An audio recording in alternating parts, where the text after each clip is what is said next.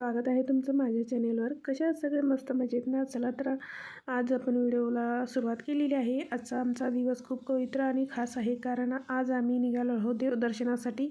देवदर्शन म्हणजे तुळजाभवानी मंदिरात जाणार आहोत आणि त्यानंतर अक्कलकोट, गाणगापूर, जेजुरी हे सगळं आम्ही घेणार आहोत. छानपैकी असा प्रवास सुरू झाला होता. मध्यंतरी थोडा ब्रेक घेतला, इडली वगैरे घेतली. हा पूर्ण भक्तिमय प्रवास आजच्या व्हिडिओमध्ये शेवटपर्यंत नक्की बघा. आजचा दिवस म्हणजे खूप खास होता.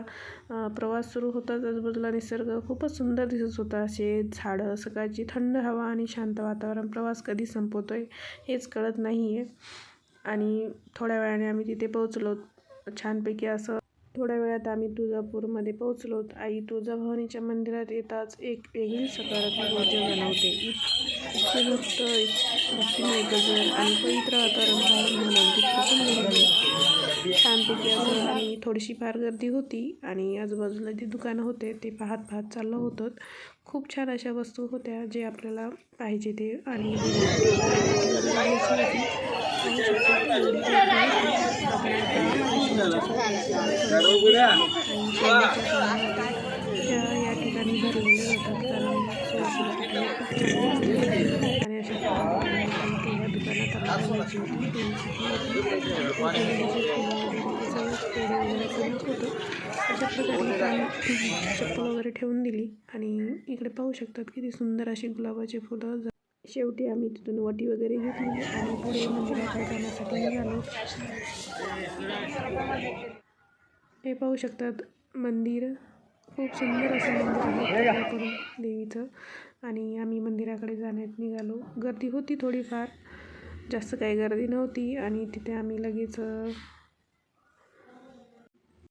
आणि इथे एक कुंड आहे. त्या कुंडात आम्ही जाऊन पाय वगैरे धुवून घेतले. असं म्हणतात त्या कुंडामध्ये आपण पाणी वगैरे पाय वगैरे धुतले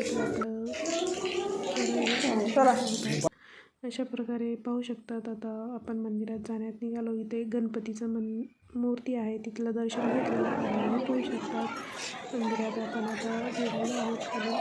आणि आजूबाजूला गर्दी फार काही नव्हती.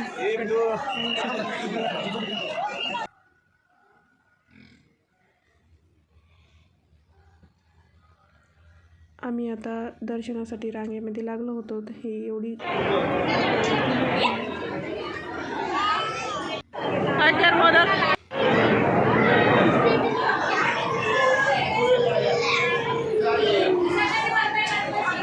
शेवटी तो क्षण आला. आई तुळजाभवानीचं दर्शन घेतलं. त्या काही क्षणासाठी सगळं विसरून फक्त आईसमोर उभा राहिलो. मनात एकच प्रार्थना, आई सगळ्यावर तुझा आशीर्वाद कायम राहू दे. आणि मूर्ती ही व्यवस्थित होती, त्यामुळे काय फोटो वगैरे शूट घेता आलं नाही मंदिरामध्ये. आणि दर्शन घेतल्यानंतर मंदिराच्या बाहेर आलोत आणि इथं छानपैकी अशा बांगड्या भरून घेतल्या. तुळजापूर दर्शनानंतर आम्ही पुढच्या प्रवासासाठी निघालो अक्कलकोट स्वामी समर्थांच्या दर्शनासाठी. हा प्रवास इतका शांत आणि भक्तिमय होता.